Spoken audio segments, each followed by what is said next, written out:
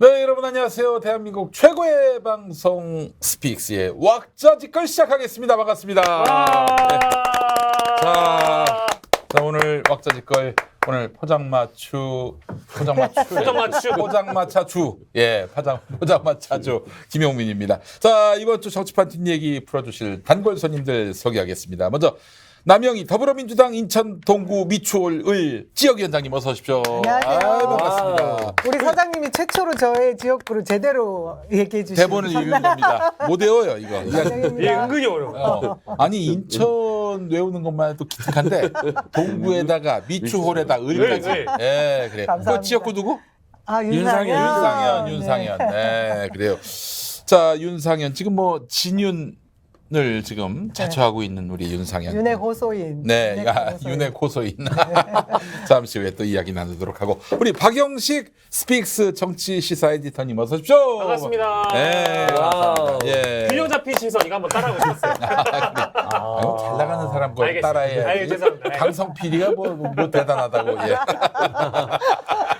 예, 예. 자, 그리고 우리 변희재 미디어워치 대표 고모님 어서 오세요. 안녕하십니까. 예. 한 번 개석하셨어요. 네, 어제. 어제 지난주에. 예, 예. 자, 그러나 그 나머지 날은 다 나오셨습니다. 자, 그리고 안진걸 민생경제연구소장님 어서 오세요. 네, 안녕하십니까. 네. 스픽스 TV 홍보대사를 자처하고 있는 안진걸입니다.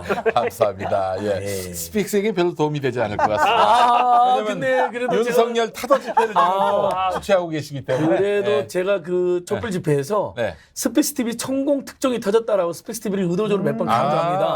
그걸 황기잡 TV라는 분이 유튜브에 올렸는데 네. 현재 48만 조회예요. 아이고, 아이고야. 세상에. 현재 예. 스픽스 TV는 돈 한 푼 안 들이고 48만에게 인상적인 홍보가 된 거예요. 아유, 감사합니다. 아니 어제 저희 회사 근처에서 네. 안 소장님하고 네. 우리 또 변희재 대표님하고 저희 발행인님하고 이제 네. 여러분들 모여가지고 한잔 하셨는데 네. 10시쯤에 이제 약간 기분이 좋아가지고 전화가 왔어. 전화 와가지고 안 소장님이 지금 하셨던 얘기를 똑같이 하시면서 예. 스픽스 홍보대사라고 있다라고 늘 이렇게 생색을 내주십니다. 아, 녹음기 트신 거 아니었습니까? 아닙니다. 그 힘으로 지금 출연하고 있는 거예요. 그런 것 같아요. 고맙습니다. 네, 예. 간단간단합니다. 자, 현장에 안진걸이 없으면 안진걸이 죽은 겁니다. 예. 네, 현장의 남자 우리 맞습니다. 안진걸 소장님 또 함께 하셨고요.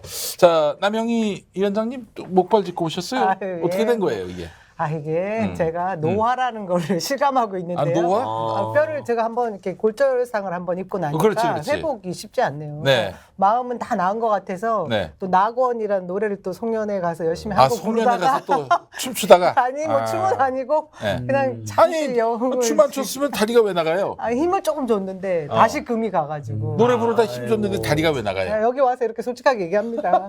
어쨌든 열일하다가 예. 또 부상을 입었는데요. 알겠습니다. 올해는 예, 여러분들 모두 뼈 건강 유의하시고요. 네. 신체 건강하셔서 다음에 윤상현하고 붙으셔야지 이러다가 못 붙고 그냥 액땜 제대로 한 걸로 액땜 믿기로 오케이, 했습니다. 액땜으로 하겠습니다. 윤상현은 분명 유죄 선고가 나와야 되는데 어떻게 무죄가 나왔는지 그러니까 우리 안 소장님이 이것도 진짜 많이 도와주셨는데 예. 참 그렇더라고요. 유전무죄. 제가 낙선 운동하러 직접 윤상현 짚고도 갔었는데. 아, 한밭집 비리. 예, 의혹. 한밭집 예, 비리. 예, 알겠습니다. 뭐 언젠가 또 역사에 또 진실이 드러난 날이 있겠죠. 맞습니다. 차곡차곡 포인트 쌓고 있는 거죠. 아, 알겠습니다. 자, 그 뭐 바로 이야기 들어가면은 조선일보하고 윤석열 씨가 신년 단독 인터뷰를 했습니다.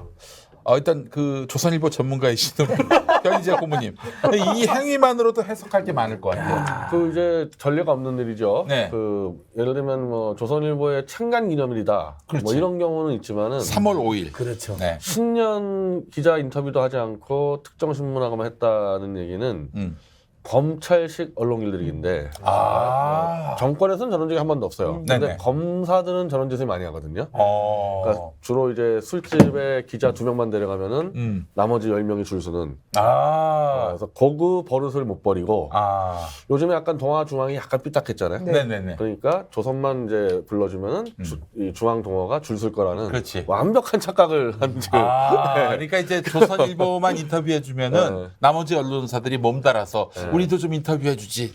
그러면서 더욱 윤석열에게 충성을 다하는. 그게 이제 검찰에선 가능한데 왜냐하면 검사는 일방적으로 불법 정보를 주잖아요. 그렇지. 전부 다 피의사실 공표거든요. 그럼요. 불법 정보를 받으러 오는 거야 기자들은. 그래서 그게 가능한데 이거 정권에 운영하는 거에서는 수많은 종합적인 문제여서 저런 식으로 했을 때는 이제 보복을 당하죠. 되게.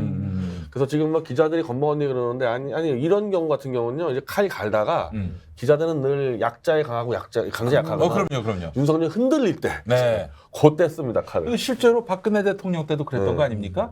평소에는 조용히 있다가 이제 박 대통령이 흔들릴 것 같으니까 막 그때 개떼같이 달려들어서 하이에나 근성이 있어가지고 네. 저거는 매를 벌고 있는 거예요. 저렇게 하면 안 돼. 아, 그래요. 우리 저 윤석열 씨가 매를 벌었다고 하니까 부자 되겠습니다. 우리 이제 안진걸 수사님은 어떻게 보셨어요? 예, 정말 국정 최고 책임자로서는 있을 수 없는 비열한 음습한 거래죠. 네. 1월 1일 날 국민을 대표해서 기자들이 이것저것 물어볼 게 얼마나 많습니까? 그렇지. 연말 연시에도 지금 날마다 사고 터지는데 근데 그걸 뺑소니 하고 그다음에 딱 보니까 연말에 조선일보랑 인터뷰해가지고 조선일보한테 특혜를 주고 서로 비호하기로 동맹을 맺은 거 아닙니까? 네. 그 형식 자체도 굉장히 너무나 충격적이고 그다음에 그냥 내용도 황당하잖아요. 네. 이른바 조인트 뉴클리어 엑서사이즈를 거기서 발표를 하잖아요. 그 말을 실제 그 영어로 했을까요? 아니요, 윤석열이? 영어는 못하니까. 네. 그 조선일보가 한국말로 한 그러면 거죠. 거기다가 그 풀이한 예. 거예요? 그래서 기자가 그냥 바이든한테 물어본 거죠. 조인트 뉴클리어 엑서사이즈 노 이렇게 바로 돼버린 거잖아요. 그래서 또 김은혜가 또 윤석열하고 짜고 거짓말한 거잖아요. 여러분 바이든은- 다시 한번 들어봐 주십시오. 예, 다시 한번 들어봐 주십시오. 노가 저 노라고 노입니다. 하는 건 기자가 잘못 물어봐서 그런 것이고요. 분명히 논의를 하였습니다. 그러니까 이번에 미 NSC가 나서서 또 노 해버리잖아요. 아니야, 논의 안 했어. 이렇게 돼버리면 아이고. 얼마나 창피하고 부끄러운데 저는 그 내용도 충격적이죠. 한반도에서 핵전쟁이 일어날 수도 있는 이야기를 함부로 조선일보하고 그것도 거기서 그런 핵전쟁 연습. 핵전쟁 연습이라는 건 한반도 7천만 개래가 그냥 다 죽는 거거든요. 네. 대대손손까지. 그런 이야기를 그렇게 쉽게 한다는 것 자체가 너무 근데 충격적이에요. 사실은 좀 김정은의 충격이 컸을 것 같아요. 무서워서 충격적인 게 아니라 무서워서 비싼 게 아니라 이 구역 미친 놈은 나였는데, 야 이거 진짜 상상을 초월하는 인간이 지금 남한 대통령이 돼가지고, 이 구역 술 취한 놈은 나야. 지금 이러고 있으니까. 그러니까 예. 같은 사안을 이렇게 다르게 이해를 할 수 있나. 그러니까 이제 이 공동 연습과 핵 합동 훈련이라는 것 자체는 너무 다른 온도인 건데 이거를 어떤 방식으로 소통하고 어떤 방식으로 이해했길래 이렇게 다른 발표가 원래 이게 처음은 아닌 일이라서 별로 신기하진 않아요. 근데 이게 왜 이런 식으로 작동하고 있는지 뭐 전혀 이해를 못하고 있는 거죠. 저게 정확히 조선일보 표현은 핵 자산 공동 운영 방안 같은 네. 핵 자산이라 했기 때문에 예. 북한에 있는 존재할지 모르는 핵무기에 대한 방어 연습이 아니라 미국의 핵 자산을 가지고 공동 훈련한다는 명확한 뜻이에요. 그거는. 그러네. 그거는 미국이 단 한 번도 공개적으로 한 적도 없고 할 수도 없는 것 전 세계 같고 어디 있어? 떠들어낸 다음에 그걸 또 계속 변명하다가 결국 또 백악관 공보실장이 또 발표했어요. 예, 헛소리라고 발표했고 백악관에서 공식 발표한 내용은 북핵에 대응하는 그런 하나의 이 한국의 팀이 만들어졌는데 네. 그 팀에 대해서 지원해 줄 거다. 네. 그게 정확하게 정리됐습니다. 네, 그게 무슨 핵정전이야, 연습이야. 그게 말도 안 되는 거고. 그 특히 저 지난번에 무인기 사고 났을 때, 그 무인기 사태가 발생했을 때, 그때 이제 윤석열 지시로 그 무인기가 또 북에 갔다는 거 아닙니까? 북에 갔다고 하더라고요. 보도가 된 언론이 있고 보도가 안 된 언론이 있어서 뭔가 봤더니 자 보냈대. 근데 보낸 거는 말이죠. 이거는 그 유엔 사령부를 물먹인 겁니다. 정전협정 위반이야. 그렇죠. 사실은. 그래서 그 김종대 의원님 우리 저 그 이 왁자지껄에 자주 나오시는 단골이신데 최근에 그 필립 골드버그 주한 미국 대사가 긴급히 본국에 호출돼 갔다는 소식이 있는데 사실 유엔 사령부가 주한미군 아닙니까 한마디로 얘기해서 그 유엔 사령부 사령관이 그렇죠. 주한미군 사령관이고 그래서 지금 미국이 윤석열이 대놓고 자기들을 무시하는데 큰 충격을 받은 것으로 보인다. 근데 이번에 지금 그 윤석열이 저렇게 핵전쟁 막 떠벌리는 이유가 드러났잖아요. 네. 용산까지 무인기 들어왔다는 거 숨기고 있다가 오늘 밝혀졌잖아요. 오늘 드러났어요. 맞아요. 드러났어요. 또 거짓말한 네. 거죠. 또 근데 그게 또 재밌는 게 조선일보가 맞아요. 조선일보 단독이었어요. 야 이게 뭐야 조선일보는? 이게 도대체 무슨 의미지? 마사지를 좀 해서 네. 그러니까 결국에는 저게 윤석열이 숨겼냐 국방부가 숨겼냐 핵심인데 네. 조선일보가 첫 보도하면서 국방부가 미스한 걸로 보도해줬잖아요. 이렇게. 네.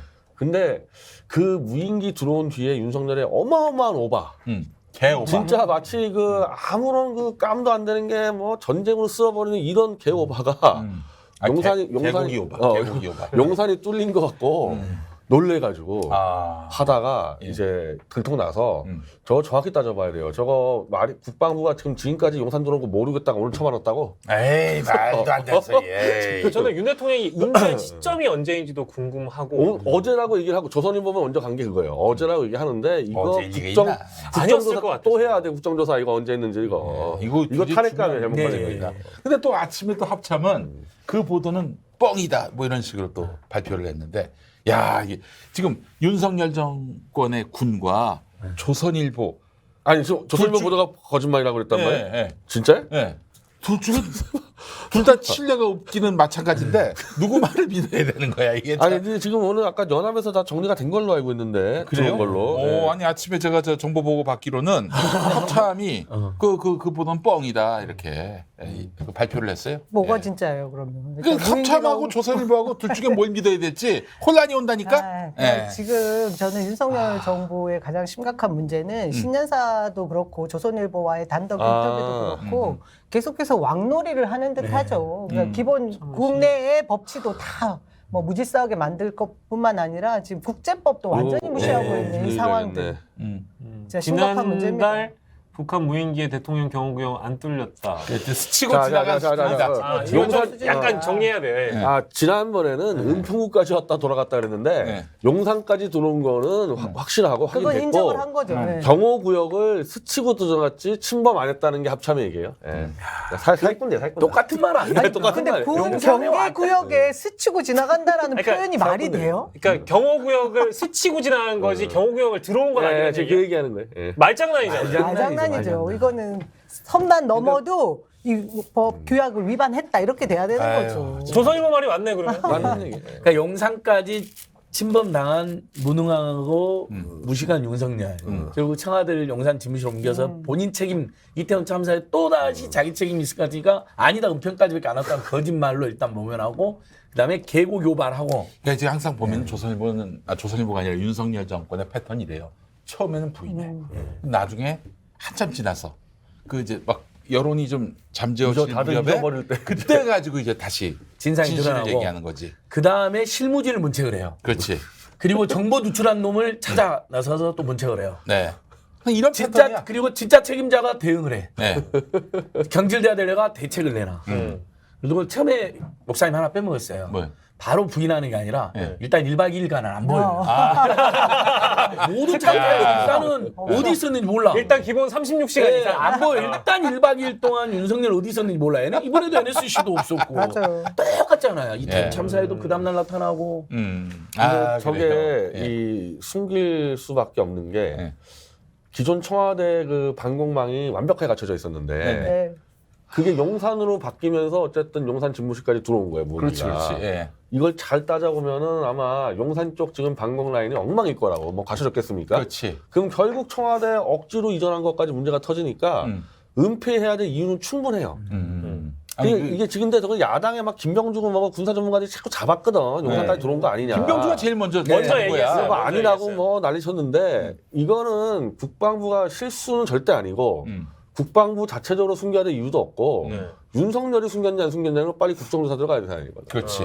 일단은 그 청와대에 있었을 때는 그 뒤에 인왕산 이런 곳에 이제 방공포대가 있어가지고 만약에 그 청와대 쪽으로 뭐가 날라온다, 그럼 바로 거기서 대응한다고요. 근데 용산으로 갔단 말이에요. 용산 주변에 뭐 산이 있습니까? 없잖아요. 있으면 어떤 그 건물 위 혹은 아파트 위 거기로 갈 거란 그게 말이죠. 안 돼 있을까 하면 시설이 지금 근데 만약에 준비가 안 그 돼 있을 무슨 거예요. 건물이나 뭐 건물은 그렇다 치고 아파트 같은 경우는 내가 사는 집이야. 근데 위에 방공포대가 있어. 전쟁 나면 무슨 일이 벌어졌어. 그러니까요. 저기들이 표적이 되는 거야. 그 방공포대 들어오는 거를 길 쓰고 막을 거라고 틀림없이. 그렇기 때문에 지금 아마 제가 봤을 때는 거의 뭐 시설이 없지 않을까. 그리고 이제 보면 이제 알아낸 거죠. 아 김정은이가 왜 날렸나 무인기. 용산 쪽 방위 시스템 본 거예요. 똑바로 돼 있나 안 돼 있나. 그렇지. 간을 제대로 봤네 그러면 이번에. 간을 제대로 봤어. 근데 이게 또 문제 아니고. 어제 김병주 의원 만나서 이야기를 들었는데 이게 무인기가 왔는지 안 왔는지를 어떻게 알았느냐. 문재인 정부 때 이 시스템을 만들어 놨다는 거예요. 네. 그러니까 문재인 정부 때 만약 그 시스템을 안 만들었다면은 무인기가 왔는지도 몰랐을 거예요. 예. 예. 그건 뭐 문재인 전 대통령도 밝혔고 음. 저도 어저께 김현정 안보실 2차장 잠깐 뵀는데 그 음. 이야기 하시더라고요. 음. 완전히 지금 윤석열 거에서 모든 게 망가지고 있다. 그러니까 문 대통령이 그래서 예. 잘못됐다고 얘기하는 건 뭐냐면은 왜 그런 시스템을 만들어 가지고 우리의 허점을 드러나게 만드느냐 뭐 그 얘기인 것 같아요. 제 느낌에는. 예. 그래서 그 이제 무인기 사태 있었던 날 윤석열 대통령이 NSC도 안 열고 참여도 안 했고 심지어는 저녁에 만찬한 거로 숙련 파티를. 했잖아요. 예. 그러니까 이제 그런 풍자가 도는 거예요. 국민들 사이에서. 아, 대통령이 큰일 났습니다. 무인기가 들어왔습니다. 그러니까 이제 술 먹고 있다가 술 먹고 있으면 아무 생각 없잖아, 이 사람이. 네. 만취돼가지고 나 인기 없다는 거 다 알아, 새끼야. 뭐 인기. 인기 없다는 거 다 아는데 뭘 호들갑이야.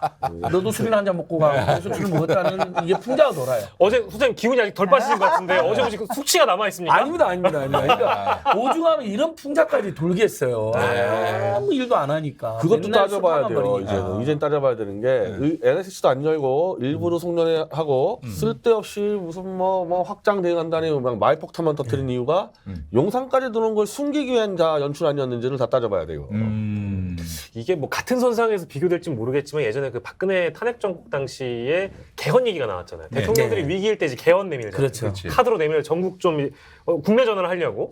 근데 이게 무인기 사태가 2022년 연말에 있었단 말이에요. 근데 조선일보 인터뷰를 하고 나서 이제 그 신년 기자 어떤 그 대담을 하고 나서 네. 그 보도가 나오고 나서 그때 이제 중대선거구제 얘기가 나옵니다. 선거구제 개편. 혹시나? 혹시나 이것 선거구제 개편은 이제 개헌 사항은 아니고 입법 사항이잖아요. 예. 네. 근데 지금 말씀하신 대로 이 중대선거구제 개편을 슬쩍 얘기를 했어요. 그러면서 와 아주 진짜 골 때리더만 보니까 저는 두 가지 정도. 자, 수도권은 중대선거구제로 가고 중선거구제. 비수도권은 그냥 지금 소선거구제로. 야 이런 진짜 말도 안 되는 얄팍한. 본인 하고 싶은 대로 하겠다라는 생각으로 던지긴 했는데 저는 우리 박영식 앵커님 말씀에 동의하는 부분이 이걸 왜 이 시점에 누군가가 그러니까 전 대통령은 평소에 이 국회 뭐 이런 그 선거구제에 관심이 별로 없을 거라고 생각을 뭔지도 해요. 모를걸요. 근데 정무 라인이 그냥 붙은 거죠. 말씀하신 대로 지금 국정의 난맥상 그런 실정을 덮기 위해서 무인기 이런 덮자. 거 하나 던져주면 결국은 가장 시끄럽게 내분이 일어날 곳은 다수당을 차지하고 있는 민주당일 그렇지, 거다. 그렇지. 이런 계산법이 있었을 거라는 생각이 듭니다. 그래서 그 머리 허연 분이 김한길 이런 아무튼 누구라고 말고. 얘기하는 사람들은 많이 있죠. 아이디어를 낸 것이다라는 그런 생각이 생각이 들죠. 있는데 뭐 알 수는 없습니다. 그 예. 그렇죠. 김한길 그 위원장의 아드님이죠, 아드님. 아 우리 이제 강성필. 네. 아. 아드님이 있어야지 예, 텐데. 그래요. 그 김한길 씨의 그 평생의 수건이에요. 중대선거구제하고 내각제는. 그래서 들어가서 원래 그거 하려고 들어갔고 아주 이 절묘한 타이밍에 그 이슈를 시켜놔가지고 지금 사실 정치권을 덮쳤죠. 덮친 게 맞아요. 덮친 건 맞아요. 그래서 저희가 오늘 이 주제를 하면 이런 어떤 무인기 실정과 관련된 거를 쏙 논의를 들어가. 하는 게 아니라 이제 이 논의를 해버리면 저희도 놀아나는 건가. 맞아. 그 생각을 잠깐 해봤습니다. 아, 괜찮습니다. 이거 하지 말아야 돼요. 아니 그래도 재판 얘기해야 돼. 해야죠. 그때 결론부터 한번 좀 얘기해봤으면 좋겠습니다. 저는 안 된다, 저도 안 된다. 반대한다 이런 입장입니다. 안 된다. 어떠세요? 남영희 위원장님 그렇죠. 가장 아니, 저는 제일 지금, 아니, 저는 이해관계가 지금 말을 이상하다. 굉장히 조심해서 해야겠더라고요. 진짜 믿을 수 있는 한우. 한우 거세우의 최고 풍미와 육질. 높은 산 깊은 골. 청정 자연에서 자란 천혜의 선물. 셀럽이 맛으로 검증한 뒤 자신 있게 추천합니다. 소중한 분을 위한 귀한 선물. 명절 특별 선물 세트. 스픽스몰에서. 맛있고 좋은 한우.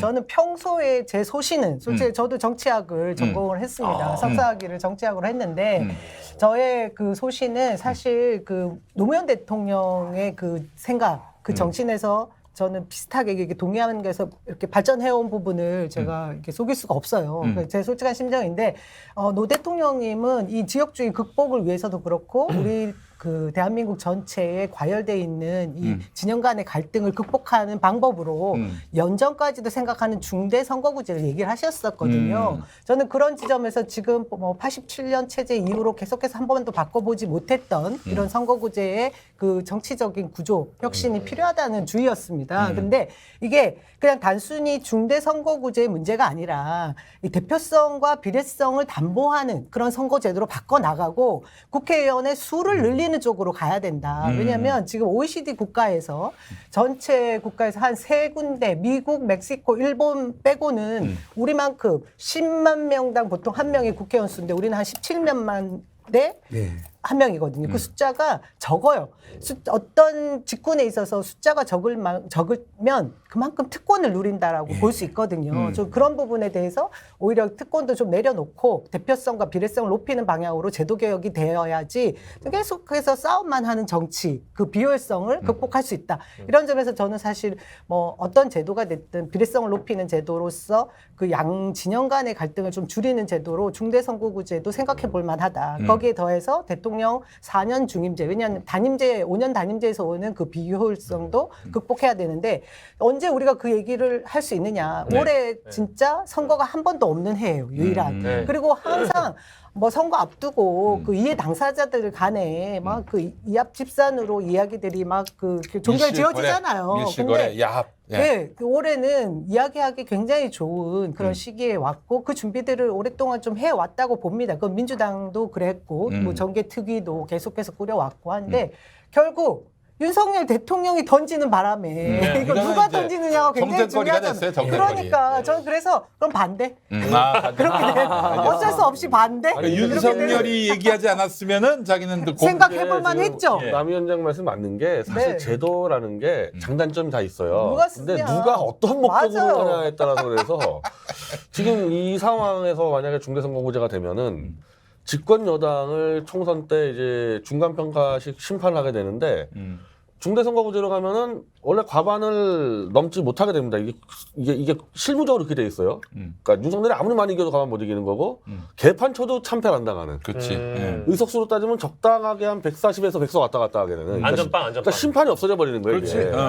지금 그 목적이고 여기다가 플러스 알파하면은 당연히 이제 집권 여당이 과반이 안 되면은 열린 내각이 되면은 그건 내각제로 간다는 얘기거든. 그렇지. 그래서 박지원 씨가 지금 쌍수 들고 환영하잖아요, 지금. 그러니까 이 개파 원로 보스들, 퇴물 보스들 플러스 윤석열이 야합을 해가지고 하는 거기 때문에 제도의 취지가 아무리 좋아도 동기와 목적이 저러면은 저거는 막아야 되는 거죠. 근데 제가 뭐 국회의장님 쪽이나 뭐 우리 지금 뭐 민주당 그리고 또 국민의힘 쪽에서 중대선거구제를 얘기하는 쪽에 그 대충 뭐 이렇게 취재 아닌 취재를 해보면 내각제에 대한 얘기는 하지 않습니다. 그까지 나가지 않아요. 지금 우리나라 대통령제가 사실 의원 내각제와 약간 어정쩡한 관계에 있는 대통령 중심제이긴 하지 않습니까?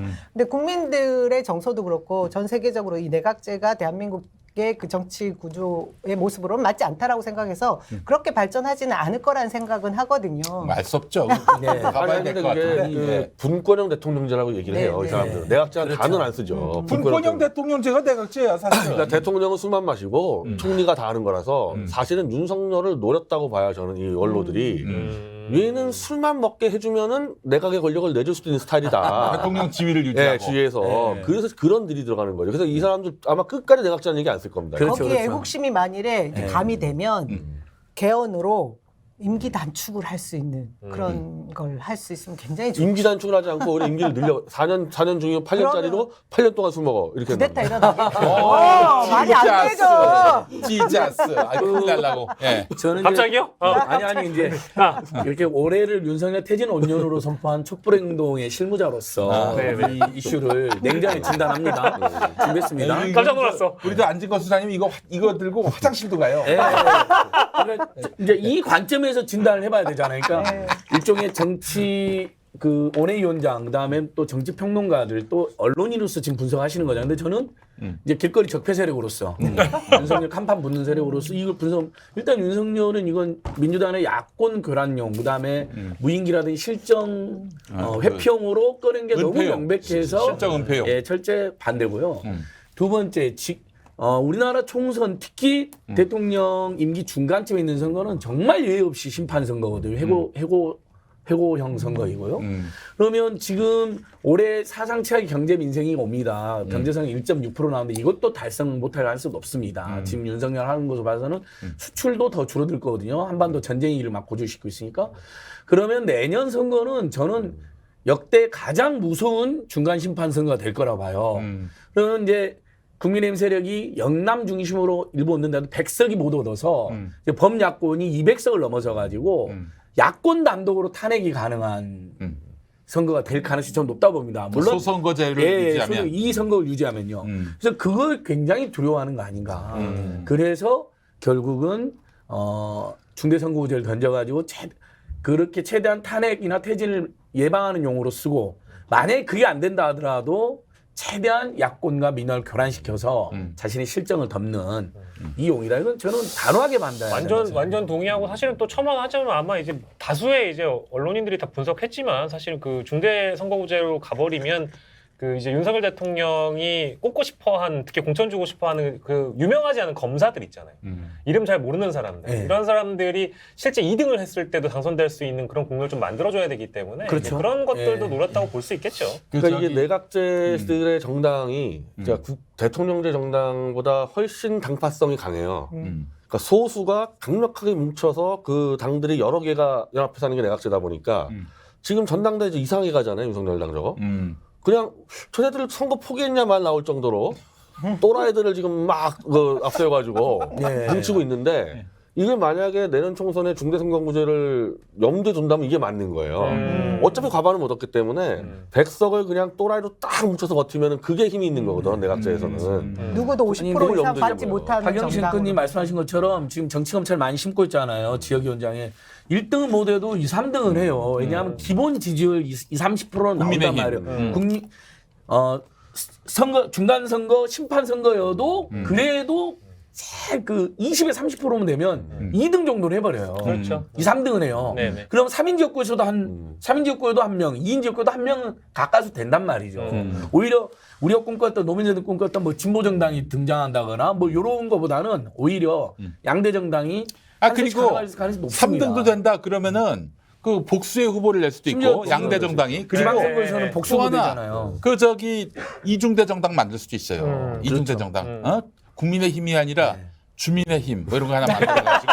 그리고 사실 본질적으로는 이게 저는 이 중대선거구제는 동의를 하지 않지만 사실 그 독일식 그 비례대표제 이게 사실 제일 이상적이라고 생각하지만 지금 어떠한 핵심적인 당의 지도부나 이런 그 윤심을 등에 업은 사람이 공천을 주거나 대통령이 공천을 주는 방식으로는 이 중대선거구제 가봐야 아무 소용이 없어요. 그럼 아무 소용이 없어요. 양대 정당의 그런 패권 구도는 달라지지 않아요. 제가 되게 이상적인 생각으로 대선거구 광역시별로 그쵸. 하면 권역별로 하거나. 하면 아니 또 그것도 복잡해. 뭐 그래서 방법은 제가 있을 수도 있습니다. 저도 민주당 나름대로 일각에서 그런 제안 하신 분도 있더라고요. 아, 그리고 원래 당원이 공천을 비탄이에요. 줘야 돼요, 그렇죠. 사실은. 그렇게 투표하면 되거든요. 일단 제가 그래서 한번 고민을 해봤는데 이 선거제도가 복잡하면은 이게 사람들이 무지해지면은 뭐 그런가 보다 하고 넘어간다고. 그러면은 그 국민들이 무시당하는 거예요. 선거의 주인이 누굽니까? 유권자들 아니에요? 국민 아니에요?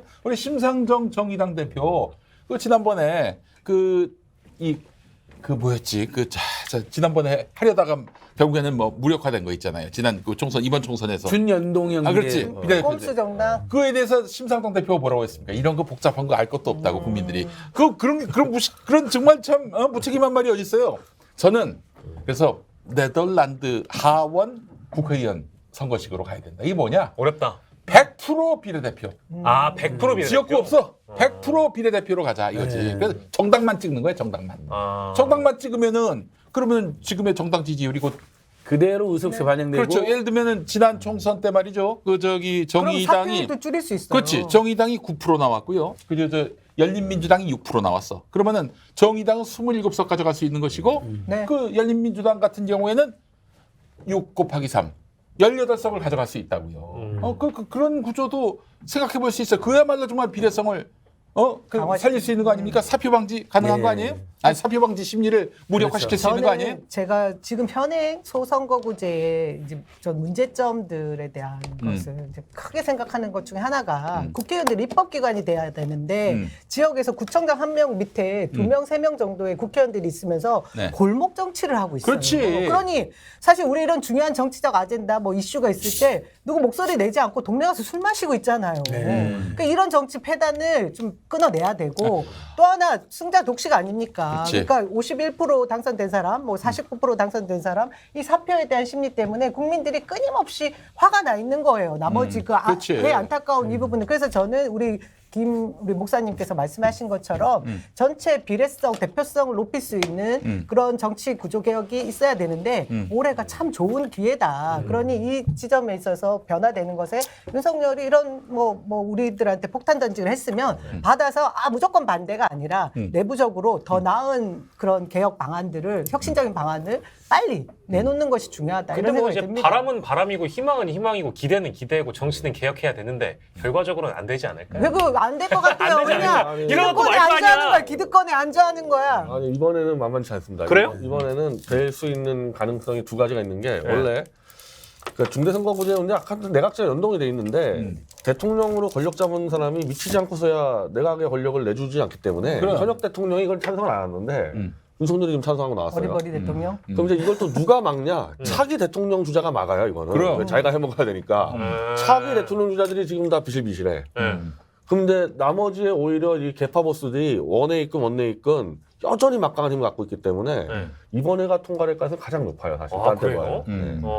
하긴 다른 때보다 지금 시기가 좋다는 생각은 했는데 지금 던져놓고 나서 여의도 분위기를 보면 저도 개인적으로 좀 취재를 해봤더니 근데 다들 좀 현직 의원들도 현직 의원들이 조금 안 될 거야. 굉장히 부정적이에요. 신윤 쪽이 좀 미지근해요. 그것도 그렇고 뭐 민주당도 사실 마찬가지잖아요. 그렇죠. 그죠? 네, 네. 네. 근데 그게 대부분 초선들이 반대하고 3선, 4선 갈수록 더 찬성을 하는데 네, 맞아요. 왜냐하면 이제 이 소선거제 때는 3, 4선을 좀 물갈이 하는데 이제 이렇게 돼버리면은 3, 4선들이 계속 나가버리거든요. 그러니까 아까 그 좋은 취지, 상생과 이제 국회 본연의 기능에 충실한 좋은 취지가 살기 전에 윤석열과 그 원로 개파보스 또라이들이 죽을 때까지 해먹는 그게 더 커요 지금 부작용이. 그래서 우리가 정치 개혁하기 전에 요것들을 다 드러내야 돼.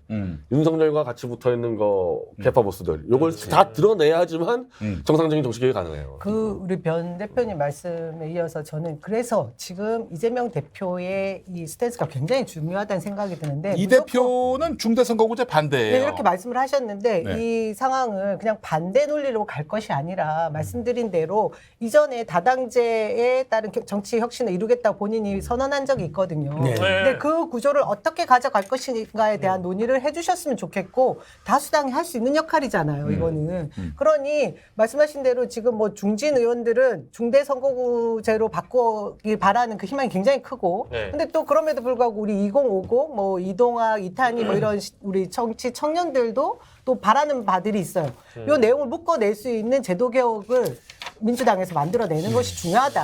아니 근데 어제 저는 이제 저기 정리하려고 할 건데 그 민주당 최고위원회의 이게 보인대. 이게 보인다 그래가지고 정리했어. 아니 뭔가 많이 자, 있어 지금. 우리 저 FD도 하고 계세요. 아니 그게 예, 민주당 어제 최고위원회 했잖아요. 근데 이제 이재명 당대표가 이제 기자들 질문을 한 3질문을 받았어요.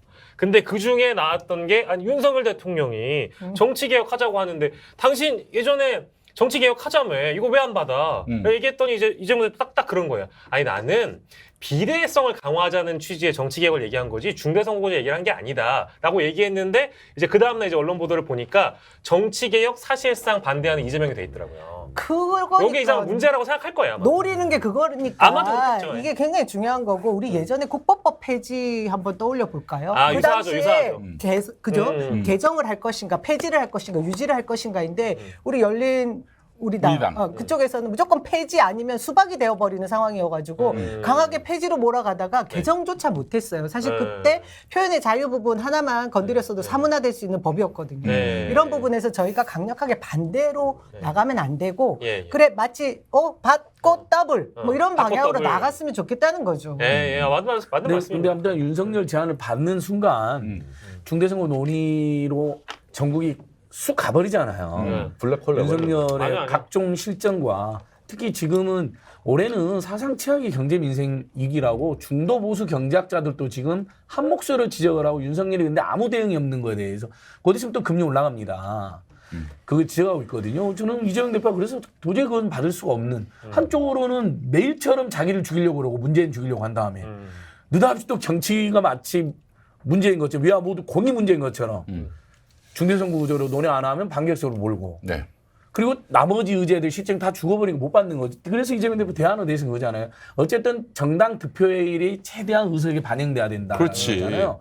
그러면 현역 의원들이 자신들의 의석수를 줄이지 않는 한은 결국은 비례성을 높이려면 의석수를 늘리는 거잖아요. 맞습니다. 그래서 정당 득표율이 최대한 근접하게 해줘야 되는 거잖아요. 수정 제안을 하는 거지. 그 제안으로 해서 국민들이 의원 늘리는 걸 반대하시긴 하지만 이게 아까 남영희 위원장이 말한 것처럼 20만 명당 한 명은 너무 특권이 될 뿐만 아니라 그 국민의 민원도 제대로 처리를 못해요. 실제로 국회의원들이 그것도 점점 억울한 사람들 지방이 더 복잡해지는데 그 소멸돼 가고 있잖아요. 네. 저 강원도 가보셨어요? 강원도? 네. 강원도 지역구 어떻게 돼 있냐면은 저기 철원부터 홍천까지가 예. 한 지역구야.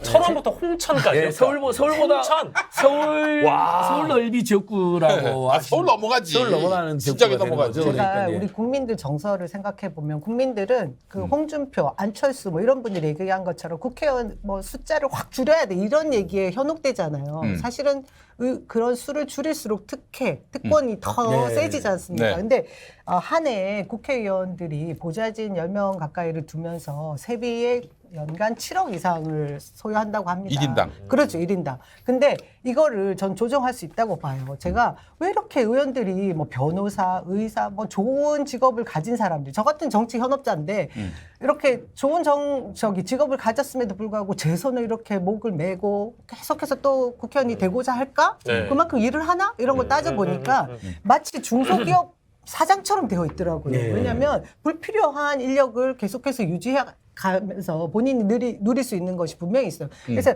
이 부분을 완전 절반으로 줄이고 네. 의원 수를 그만큼 그 세비 내에서 늘리겠다. 그래서 대표성과 비례성을 늘리겠다. 이런 안을 그럼 또 냈으면 현역들이 좋겠습니다. 반대하지. 그러니까 네. 7억에서 4억 저는 5천이 돼봐. 그 그러면. 생각이에요. 예. 아니 어쨌든 이게 근데 우리 또 남 위원장님도 만약에 배지 달면은 생각이 달라지는 거 아니야? 아니요. 그렇지 않습니다. 그런 거 아닙니까, 위원장님? 그렇지 않습니다. 한번 달아봤으면 좋겠어요. 남영 위원장님 말한 게 시민사회단체들이 마지막으로 제시한 아니, 그럴 탈반입니다. 때가 왔지 않아요? 의원 정수는 예를 들면 400명 정도 100명을 늘려서 최대한 정당 득표율을 근접하게 배분해주고 그러면 근데 우리 국민들이 예산 늘어나는 거는 끊기 싫은 거죠. 국회에 대한 불신이 있으니까. 그쵸. 그러면 예산은 동결되는 거죠. 그렇죠. 300명 수준. 그러면 보좌진들 급여를 깎아라 할 수는 없잖아요. 예. 의원 급여를 깎으면 돼요. 의원들 중에는 부자가 굉장히 많기 때문에 그렇지. 뭐 이렇게 만약 본인들이 우리 급여를 3분의 1 정도는 깎겠다. 예. 2분의 1 정도 깎겠다 하고 예. 대신 의원수 늘려주고 그래서 다당제로 가자.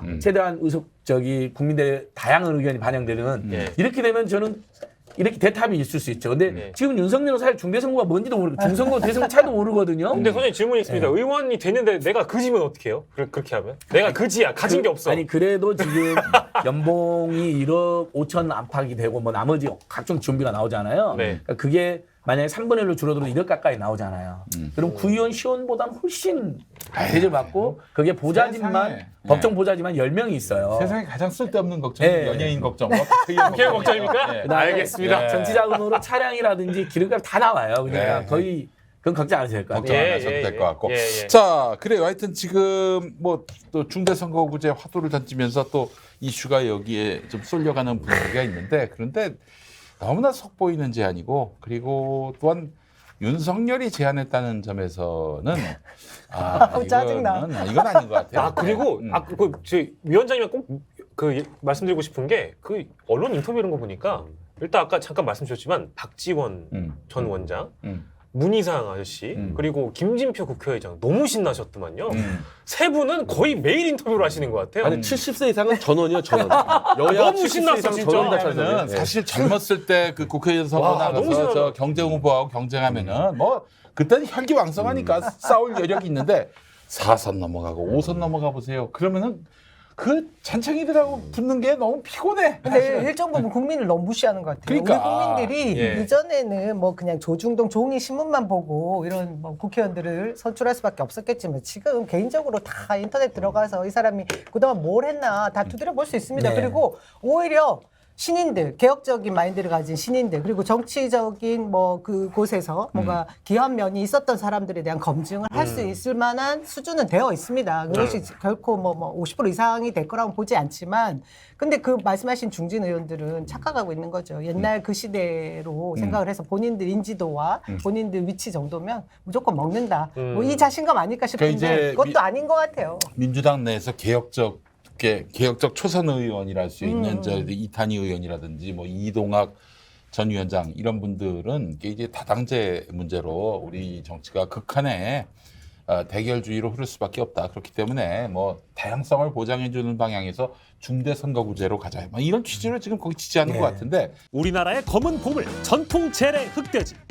한 번 맛을 본 사람이라면 다른 돼지고기를 못 먹을 정도로 맛이 뛰어난 전통 흑돼지. 2015년 우리 땅 흑돼지 복원에 성공해 피그 패밀리의 우리 흑돈 출시. 국민의 건강을 위해 전통의 맛을 담고 있는 무항생제로 자란 우리 흑돈이 스픽스에서 지혜로운 소비자를 만납니다. 소중한 사람에게 드리는 특별한 선물 우리 흑돈. 셀럽이 검증하고 자신 있게 추천합니다. 우리 흑돈 선물 세트 스픽스몰에서 확인해 보세요.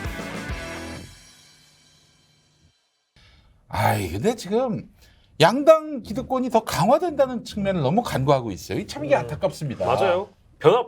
큰 변화 없을 것 같아요. 좀. 우선순위를 정해야 되는데요. 일단 윤석열 세력 퇴출이 제일 순위인 것 그럼. 같아요. 네. 정치개혁은 그 다음에 해야 돼요. 그럼 지금 현재는 소선거구제가 정권 심판을 하도록 만들어둔 제도입니다.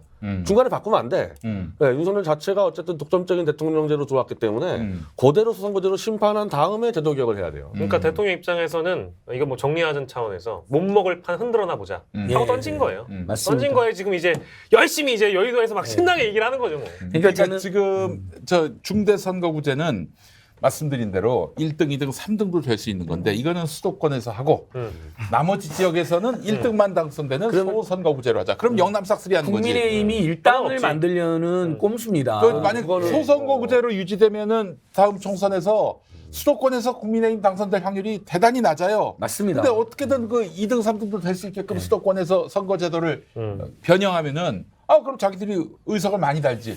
이런 꼼수가 있는 거야. 이 꼼수가 예. 많이 보여야 되는데 말이지. 이게 굉장히 재밌는 게 양당 지지율을 보면 엎치락뒤치락하잖아요.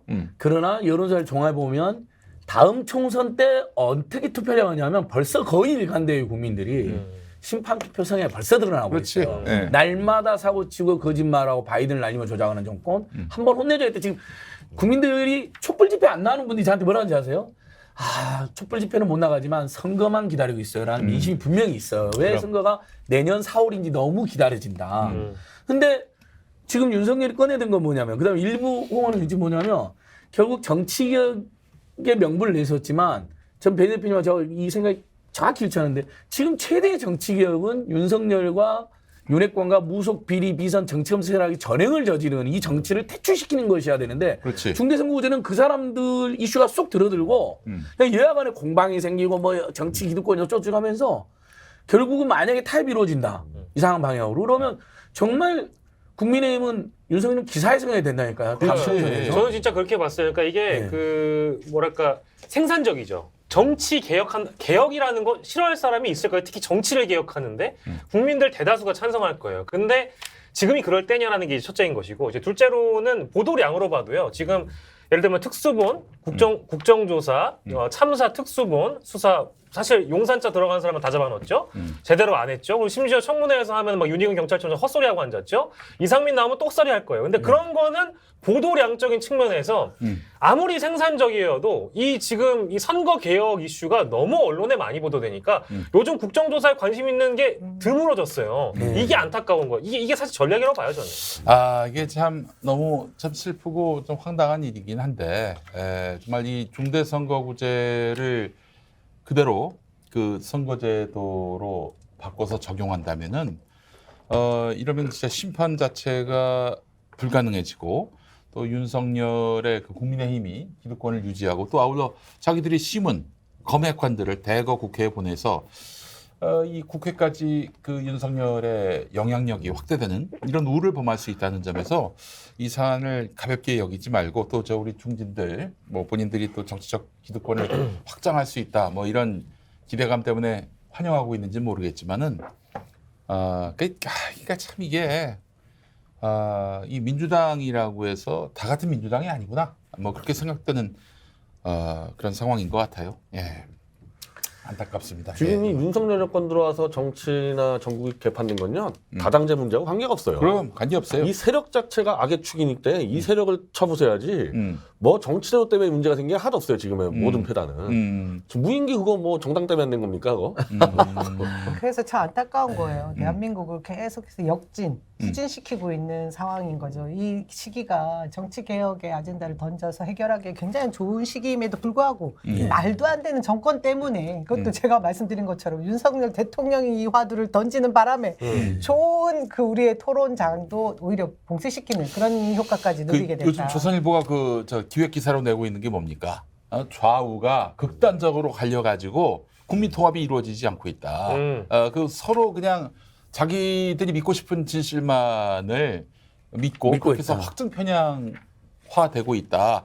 이런 얘기를 하고 있어요. 그 얘기는 뭐겠어요? 통합 저해 세력은 본인들이면서 아니 가짜뉴스 유발 세력은 누굽니까? 유포 세력은 누구예요? 조선일보지. 그래서 수도권에서 국민의힘도 되고 민주당도 되는 것이 길이다. 그거 아닙니까? 아니 나는 그 조선일보에게 묻고 싶은 게 네. 당신들 그 바이든입니까 날리면입니까? 바이든족과 날리면족으로 인종을 구분시켜놨어요. 윤석열하고 조선일보가. 아니 시기를 돌이켜보면 TV조선은 바이든으로 했어요. 보도했어요. 자막까지 넣었어요. 그렇죠. 본인이. 하고 다 했는데 이제 그 이후에 제가 얘기를 들어보니까 다시 들어보십시오. TV조선에도 조선일보 출신들 영향력이 엄청나거든요. 그러다 보니까 이제 어쩔 수 없이 힘의 균형이 그쪽으로 쏠린 거고 이번에 신년 기자 조선일보 기자와 이 대담을 한 걸로 인해서 이미 TV조선도 조선일보에게 귀속되어 있고 종속돼 있다는 게 이미 이제 어느 정도 판명이 난 거예요. 그래서 그 날리면 바이든족은 이제 의미가 없어졌다. 아니, 그러니까 자기들이 조선은 똑같다. 내부적으로 다. 바이든으로 드린다는 말도 못하는 사람들이 뭘 국민통합과 진실을 얘기하냐고. 그 의미에서 그 의미에서 그리고 지금 저 여론조사 보면은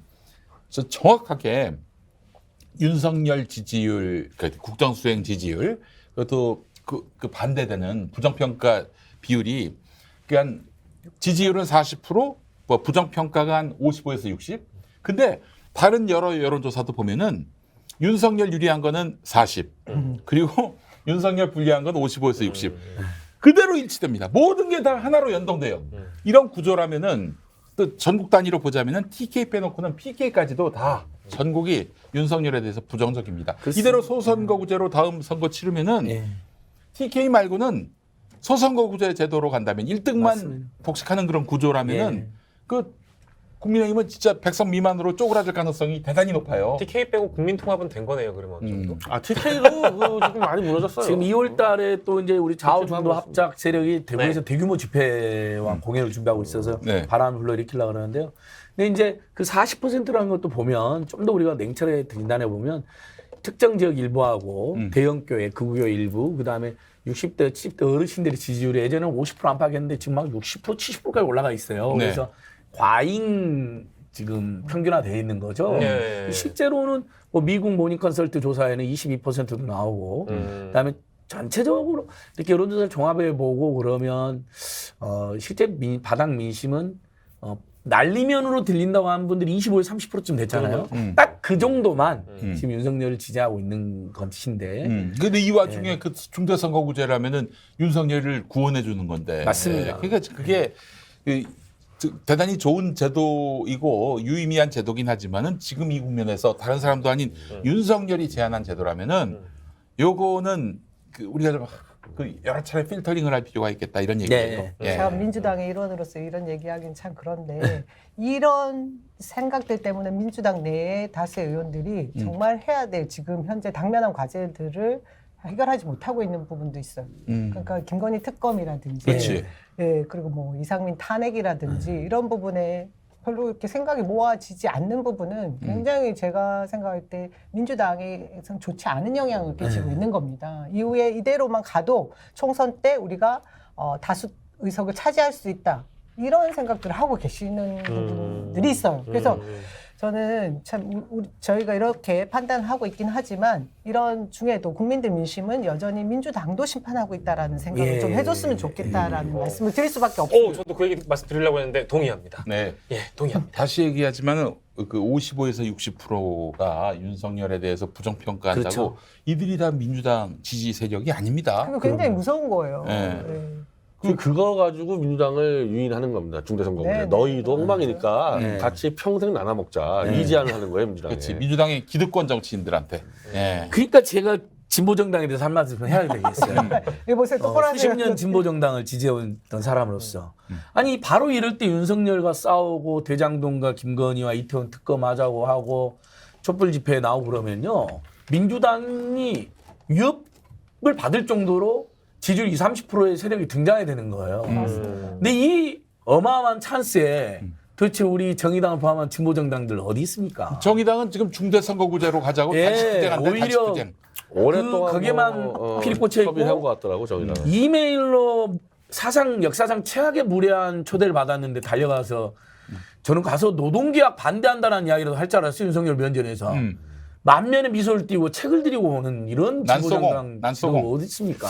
아, 이게 지난주부터 이 그 정의당이 그 스픽스에서 굉장한 그 비판의 대상이 그러니까 되고 있는데. 저는 훨씬 더 세게 비판하고 싶지만 예, 예. 점잖게 예, 예. 정의당을 항상 응원하고 지지했던 입장이기 때문에 이 정도로 점잖게 하는 너무 실망스럽대 요거까지는 이야기하는 겁니다. 뭐 예, 예. 퇴진 집회 안 나오고 이런 것까지는 저는 상관하지 않겠어요. 안 도와줘도 돼요. 정의당 안 도와도 저희가 잘해내 갈 수 있는데 네. 최소한 윤석열한테 지금 엄청난 폐악질을 저지르고 폐륜짓을 저지르는 윤석열 갔으면 정의당이 자기가 대변한다는 노동자 서민의 입장에 있어서 왜 지금 노동자 죽이기로 하고 시민단체를 부패세로 벌며 맞습니다. 고물가 대책을 없냐 한마디라도 했어야죠. 근데 난소공책을 웃으면서 주고 나오는 정당이 어떻게 진보정당입니까? 아, 난 당대표야. 당대표로서의 존재감 뿜뿜. 아니, 그러니까- 이거 말고는 없는 거야, 거기 간 게. 민주당에 대한 실망보다 진보정당에 대한 실망이 더 많은 게 지금의 정치 현실은 놀랍습니다. 보통 민주당에 대한 실망을 하면 진보정당 지지 올라가야 되는데 그렇지. 더 지지율이 떨어져요. 저희가 사실 지난주에 그 얘기를 연장선에서 못하긴 했는데 말씀이 나왔으니까 그 얘기를 한번 해볼까요? 정의당은 왜 그런 겁니까? 아니 근데 신년일 사회에 정의당은 왜 그런 겁니까? 정의당은 이메일 말고 뭐 전화를 받았대요? 어떤 거? 아니 초대 대통령실로부터? 그런 것 같지는 않은데. 그렇죠. 예. 아 거기서부터 이메일을 굉장히 확인하고 자존심 한 걸로 알고 상한 것 있습니다. 같아요. 정의당이 이메일. 왜 그러느냐? 예, 예. 저는 그 기점이 있다고 봅니다. 조국 전 장관 그 그때부터. 수사 이후로는 완전히 다른 길로 가고 있어요. 또 그 이후에 총선이 있었는데 예. 총선 이후에 정의당은 더 이상 민주당에게 불필요한 정당이 돼버렸어. 말하자면은 개헌이나 뭐 대통령 탄핵하지 않고서는 뭐 정의당 불필요한 거야. 자기들만으로 열린민주당과 합쳐서 180석이니까. 그래서 정의당에 대해서는 뭐 크게 신경을 안 쓰고 있고 정의당도 우리가 더 이상 민주당에게 효용성이 없으니 좋다. 독자 노선으로 가자. 특히 그 민주당과 이제 경쟁하자. 네. 뭐 이런 차원에서 뭐 경쟁하면 좋죠. 개혁성 갖고 경쟁하면 좋은데 개혁성이 아니라 그냥 민주당과 막연한 반대? 차별화. 막연한 차별화. 그러니까 저기 당장 2020년 4월 총선 이후에 7월에 무슨 일이 있었습니까? 박원순 시장 돌아가셨잖아. 네. 조문 안 간다. 이거부터 시작해서 아주 무조건 민주당을 존재부터 부정하는 이런 구조. 근데 맞아요. 아직도 정의당 내부에서도 네. 정의당 내부에서도 민주당의 개혁성을 견인하는 방향으로 네. 함께 가야 된다라는 의견을 갖고 계신 당원들이 계세요. 네. 그분들을 깡그리 무시하고 이 페미니즘이라든지 이런 아주 정말 그 어떤 우리 사회에서 공유되기 힘든 그런 노선을 갖고 자기들만의 그냥 존재감을 근데 그럼 드러내는데 그 정의당 사람들은 윤석열이 지금 잘하고 있다고 생각하나요? 그러지는 그렇지는 않는데. 않겠지만. 민주당이 나쁘다. 아, 윤석열보다 문제가 나쁘다. 예. 아니 그러니까 저는 뭐 과거에 입장이 차이가 있어가지고 뭐 페미니즘이든 뭐 생태주의든 어쨌든 우리 사회가 가야 될 방향 중에 하나로 생각하는 분들이 정의당에 모여서 열심히 이야기하는 것까지야 존중해주면 그만인데 가장 국민들 많은 서민들 뭐 제가 대다수 국민들 대변한다고 함부로 말할 수는 없으니까 정의당 관계자분들도 한번 꼭 봐줬으면 좋은 게 지금 어쨌든 노동자 서민 그다음에 보통의 서민 중산층 사회적 약자 입장에서는 윤석열이 저지르는 뭐 민생복지 예산 삭감부터 노동자들에 대한 공격 폐악질과 폐륜짓 이태원 참사 유가족 대상 도저히 예를 들면 진보정당이라면 옛날 같으면 벌써 길거리 나와갖고 목숨을 싸워야 될 이슈가 매일처럼 발생하고 있잖아요. 네. 심지어 한반도 평화도 그렇고 정의당에 옛날에 운동하던 분들이 많이 들어갔잖아요. 네. 운동하던 분들이 옛날에 제일 이야기하던 게 많은 민주주의하고 남북한 한반도 평화. 아니 평화를 이어봐 지금 당장 전쟁을 일으키려고 하는 세력인데 어떻게 가만히 있어요? 어떻게 그 용산 집무실 가서 웃으면서 책을 주고 올 수가 있어요? 당신 전쟁하면 안 돼라고 소리 지르고 와야죠. 그렇지. 거부하든지. 기본소득당 용해인 대표는 초대받았지만 네. 거부 입장을 내고 어딜 갔냐? 이태원 참사 매일처럼 공격받는 이태원 참사 희생자들 유가족들 옆에다 거기를 갔어요. 이게 진보정당이 자세해야 되는 거죠. 진보정당의 시대 정신이 지금 용해인 의원 있는 당으로 갔어요 지금. 실제 그런 것 같아요. 아니 실제로. 제가 이 정의당의 좀 모순적 행보를 이야기할 때 그 드는 이해 중에 하나가 2020년 4월 여러분 한번 기사 검색해 보십시오. 재난 기본소득 100만 원씩 줘야 된다. 심상정 대표가 힘주어서 얘기했습니다. 그 똑같은 사람이 그 이듬해 대선 국면에서는 맞아요. 이재명 후보가 재난기본소득으로 재난지원금으로 100만 원 주자고 하니까 아니 무슨 국가 예산이 꿀단지 줄 아느냐 그렇게 얘기했다고. 아니 이게 대체 뭐야 이게 1년 사이에 뭐 무슨 지진이 일어났나? 해일이 일어났나? 왜 입장이 바뀌는 거야? 아니 재난 상황은 그대로고 코로나 그 위기 국면은 또 그대로고 100만 원씩 주자는 얘기가 왜 1년 전에는 했다가 1년 뒤에는 부정을 하나? 이거 봐봐. 이 민주당에 따라서 이 척도가 달라지는 거예요. 그 정의당은 민주당 반대로만 가야지. 이거예요. 아니 그런 진보정당이 어디 있습니까? 저기 국민의힘하고 뭐가 달라요? 국민의힘은 무조건 민주당 반대. 이거 아닙니까? 뭐가 달라? 그러니까 말씀이 맞는 것 같아요. 막연한 차별화로 지금 지나지 않는 것 같고. 대안도 대책도 없이 그냥. 지난 대선 때 가장 뼈아팠던 부분은 대선 후보 토론회 때 대장동 사건을 바라보는 시각도 그랬어요. 검찰에 그렇지. 조작돼 있는 표적 수사에 대해서 동조하는 분위기였거든요. 검찰의 표적 수사, 날조 수사 이거 네. 또 심상정 대표가 2020년 총선 국면에서 막 지적을 했었어요. 그런데 2021년, 22년 대선 국면에서는 또 검찰의 그런 표적 수사, 날조 수사를 가지고 비판하기는커녕 거기에 힘을 실어주고 이재명 너 범죄자 아니냐 이런 식으로 나왔던 게 바로 정의당입니다. 예전에 뭐 민주노동당이나 이제 우리가 진보정당이라고 부르던 시절에 어떤 갖고 있었던 그런 강력한 전투력이라든지 선명성이라든지 혹은 우리가 이제 전략이라고 안 부른다고 하더라도 어떤 그 노선의 일관성이 있었거든요. 근데 지금은 뭔가 중심을 많이 잃어버렸다는 평가를 할 수밖에 없는 것 같고 이게 어떤 당을 운영하는 기반 자체가 노동, 소수 뭐 이런 것보다 일종의 이제 페미 정당으로 흐른다라는 비판을 이제 너무 많이 받고 있어서 윤석열은 페미니스트인가? 아니, 윤석열이야말로 가장 반페미니즘이죠. 아니, 김건희 여사 마초이고 네, 여가부터 꼼짝 못하는 거 없앤다고 보면. 그러고. 안희정 전 지사 사건도 뭐 안타까워했다는 거 아니야? 김건희 말로는. 돈 안 줘서 터졌다고 한 세력이면 가장 분노해야 되니까 윤석열은 정의당이나 진보당 입장에서 모든 것을 걸고 싸워야 될 세력이에요. 네, 민주주의, 심지어 뭐 페미니즘 관점에서도 가장 안티페미예요. 아니, 다 떠나서 그냥 맞잖아요. 술 좋아하는 권력자. 근데 아니 저는 정말 깜짝 놀란 게그 정치 검찰에 대해서도 대응이 미온적인 것도 우습지만 예전에 이은주 원내대표가 원내대표 연설할 때 뭐 빨갱이 담론도 친일파 담론도 이제 다 낡은 거 아니야 그러는 거예요. 어떻게 그런 이야기를 그렇게 쉽게 할 수 있습니까? 빨갱이 담론이야. 없는 죄를 만들어낸 정말 정치 공작, 그 정치 검찰이 독재 굴려가고 지금까지도 써먹는 짓이고 친일파 담론은 그거랑 똑같은 거 아니죠. 한국 강제징용 피해자들이 일본 제국제답 때 사과도 안 받고 심지어는 그 보상금을 한국 기반으로 지금 받게 생겼는데 그러면 옛날 정의당이 어떤 정당입니까? 민족민주 세력들이 결집한 정당 아닙니까? 노동운동 내 이제 진보그룹과 같이. 근데 친일파 담론도 낡았다? 그런 일을 어떻게 합니까? 지금 당장 일종의 극단적 친일 정책으로 피해를 받는 분들이 존재하고 있는데 빨갱이도 그렇고 친일파 남론도 다 기득권 유지를 위해서 쓰이는 건데 그것을 타파하고자 하는 진보 정당에서 그런 말을 할 수 없는 거죠. 저는 정의당의 뭐 이 점이 핵심이라고 봅니다. 1인 1표제가 부정당하는 정당. 이게 무슨 얘기냐? 그 비례대표 1번이 누구였습니까? 정의당 비례대표 1번. 유호정 의원이죠. 2번 강해요. 장혜영. 장혜영. 자, 유호정. 득표수로는 19등. 장혜영은 21등. 아니, 그렇죠. 아니 가장 득표를 많이 했으면 그게 1등이 되고 그 두 번째로 득표를 많이 했으면 2등을 2번이 해야 되는 거 아니에요? 2번을 2등이 해야 되는 거 아니에요? 근데 어떻게 19등, 21등이 1번, 2번이 돼? 이게 가산점을 부여하면서 이렇게 벌어지는 네. 일이라고요. 아니 그럼 뭐야?